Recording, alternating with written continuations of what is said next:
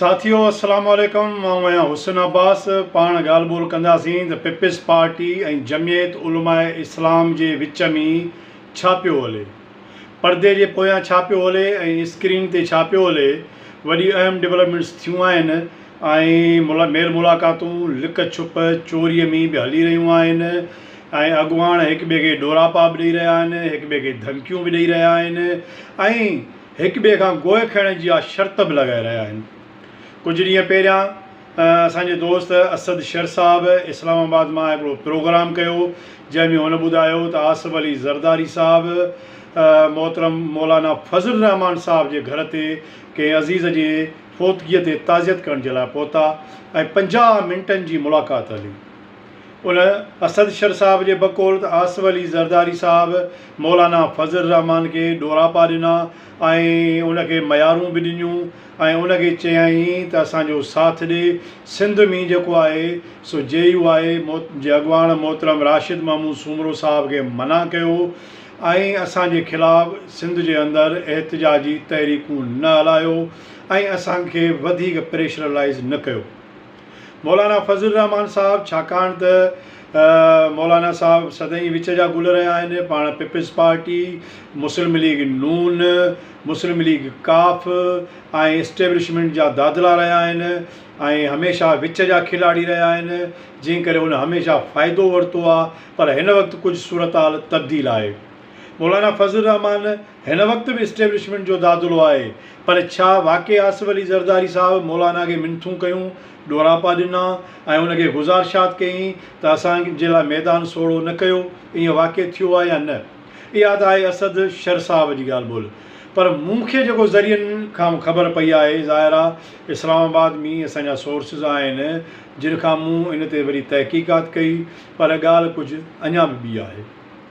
Election अचे पई, election announce थियण वारी आहे ऐं पंजाब छाकाणि त मियां मोहम्मद नवाज़ शरीफ़ जे हवाले आहे, KPK बि उन जे हवाले आहे, बलोचिस्तान में बि गॾियल हुकूमत ठहंदी, पर वज़ीर आज़म मियां मोहम्मद नवाज़ शरीफ़ आहे। जेके हिन महिल जा जेके रिपोर्ट्स आहिनि, ख़बरूं आहिनि, उहे इहे ई आहिनि त मियां साहिबु जेको आयो आहे यकीनन वज़ीर आज़म थींदो।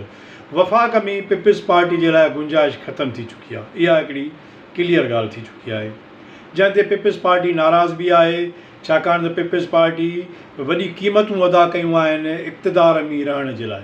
पीपल्स पार्टी समूरी सिंध जा ॿेट, ज़मीनूं, वस्तियूं, वाहन, वसीला गिरवी रखिया, विकिरो कया आहिनि सिर्फ़ु ऐं सिर्फ़ु पंहिंजे इक़्तिदार खे तूल ॾियण जे लाइ।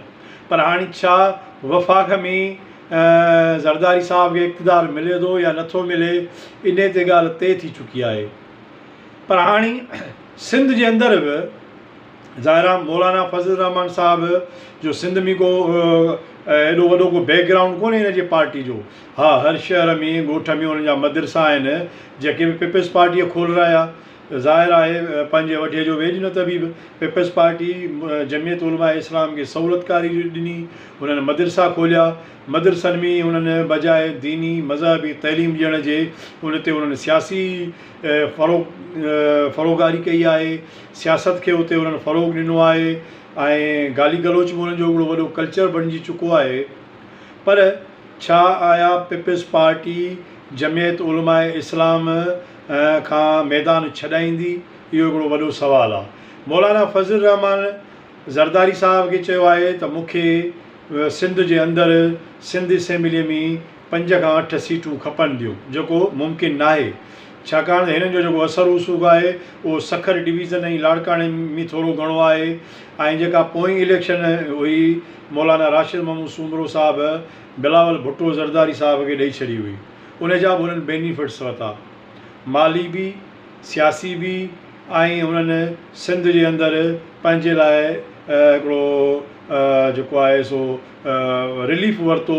उहो उन में थाणा बि अची विया, उन में ॿिया डिपार्टमेंट्स बि अचनि था जिन में असरु रसूख़ वधाइणो। हिन वक़्तु बि मौलाना फज़ल रहमान साहिबु ज़रदारी साहिब खे इहा गुज़ारिश करे रहियो आहे, बल्कि मिंथ मेड़ करे रहियो आहे त सिंध में कंहिं तरह सां बि मौलाना राशिद महमूद सूमरे समेत असांखे 2 खां 3 माण्हू एडजस्ट करणा आहिनि। ज़रूरी आहे असांजे लाइ त उन्हनि खे सिंध में स्पेस ॾियूं, तूं असांखे स्पेस ॾे, यानी ज़रदारी साहिबु असांजे लाइ मैदान छॾे। ज़रदारी साहिब जे लाइ इहो मुमकिन न आहे छाकाणि त ज़रदारी साहब जे अगेंस्ट MQM बि आहे, GDA बि आहे। उन खां अलावा जेको आहे सो जेकॾहिं मौलवियुनि खे स्पेस ॾिए थो त पोइ ज़रदारी साहब खे सिंध में कुझु ज़िलनि ताईं महदूद कयो वेंदो। ज़रदारी साहब इहो नथा चाहिनि त पाण सिंध ताईं महदूद थियनि। उन करे जेका इहा 50 मिंटनि जी मुलाक़ात रही, इन में सिर्फ़ु ज़रदारी साहब उनखे मयारूं कोन ॾिनियूं, पर मौलाना फज़ल रहमान साहब बि उनखे मिंथ मेड़ कई आहे त आउं तुंहिंजो दोस्त आहियां, तुंहिंजो माण्हू आहियां, तोसां मुंहिंजो तेलुकु आहे, मूं तुंहिंजे करे इमरान सां जंग कई, मूं तुंहिंजे करे इस्टेब्लिशमेंट सां फिटायो। हाणे जेको आहे जॾहिं त उन सभु कुझु करण जो उन ज़रदारी साहब खां हिसो वरितो आहे, पर उनजे बावजूद बि हू चाहे थो त आउं सिंध में पेर ॼमाया ऐं जमियत उलमा इस्लाम सिंध में हिकिड़ी टीं कुवत थी उभिरे। ज़रदारी साहब पीपल्स पार्टीअ खे इहो क़तन पसंदि कोन्हे त जमियत उलमा इस्लाम सिंध में ताक़तवर धुर जे तौरु उभिरे, ताक़तवर कुवत थी उभिरे ऐं सुभाणे उहो असांखां 8-10 सीटूं खणे। ज़रदारी साहब इहो क़तन न चाहींदा। ज़रदारी साहब त मुखालफ़त घटाइण जे लाइ काफ़ी सरदारनि खे पार्टियुनि में शामिलु कयो आहे। सरदार अमर पार्टी में शामिलु थिया आहिनि। ज़ाहिर आहे हू घोटकी ज़िलो समूरो स्वीप करणु चाहिनि था, सखर डिवीज़न सॼी खणणु चाहिनि था। लाड़काणे में उन्हनि खे जेका ॾुखियाई आहे उहा आहे हिन में मौज़म अब्बासी वारी आहे ऐं बैरिस्टर जेको आहे शेख साहब आहे, जेको नादिर मंगसी साहब जे अगेंस्ट आहे, उहा सीट उन्हनि जी ख़तरे में आहे। ऐं ईअं GDA जूं 5-8 सीटूं ॿियूं बि आहिनि, बदीन बि आहे। त ज़रदारी साहब अॻे ई महदूद थियणु जेको आहे थींदो पियो वञे। उन करे ऐं सम्झां थो त जमियत उलमा इस्लाम ऐं पीपल्स पार्टी जे विच में जेका पसे पर्दा ॻाल्हि हले पई, उहा सीट एडजस्टमेंट जी हले पई।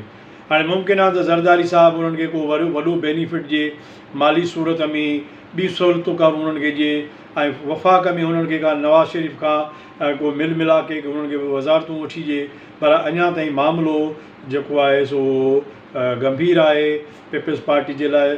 यकीनन जमियत उलमा इस्लाम मसाइलो पैदा करे रही आहे। जेकॾहिं जमियत उलमा इस्लाम 5 खां 8 सीटुनि ते बीहे थी त उनजो फ़ाइदो पोइ GDA खे थियणो आहे। ऐं जमियत उलमा इस्लाम जो जेको अमन मार्च हले पियो, उहो बि असल में त हिकिड़ी शुरूआति आहे इलेक्शन कैंपेन जी। इलेक्शन कैंपेन हुननि पंहिंजी शुरू करे छॾी आहे। GDA अञा ताईं ख़ामोश आहे।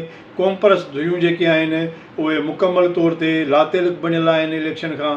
ऐं पीपल्स पार्टी में बि ख़ुदि सीटुनि ते टिकेटुनि ते वॾो मसइलो हली रहियो आहे। यकीनन ज़रदारी साहब जो हुकुम आख़िरी हूंदो आहे, पर टिकेटुनि जो मसइलो बरक़रार आहे। ऐं जमियत उलमा इस्लाम ऐं ज़रदारी साहब में आउं नथो सम्झां त को मैच पवंदो, पर आउं सम्झां थो त इनखे फिक्स कंदा मैच खे, त जीअं ज़रदारी साहब पंहिंजे मर्ज़ी जा नतीजा हासिलु करे सघे, सिंध में आसानी सां गवर्नमेंट ठाहे सघे। न त जे ईअं न थियो त पोइ यकीनन ज़रदारी साहब खे MQM खे बि हिसो ॾियणो पवंदो। पोइ ज़रदारी साहब तमामु घणो जेको आहे उहो कंप्रोमाइज़ जे तरफ़ वेंदो, जंहिंजो नुक़सानु बि पीपल्स पार्टीअ खे आहे।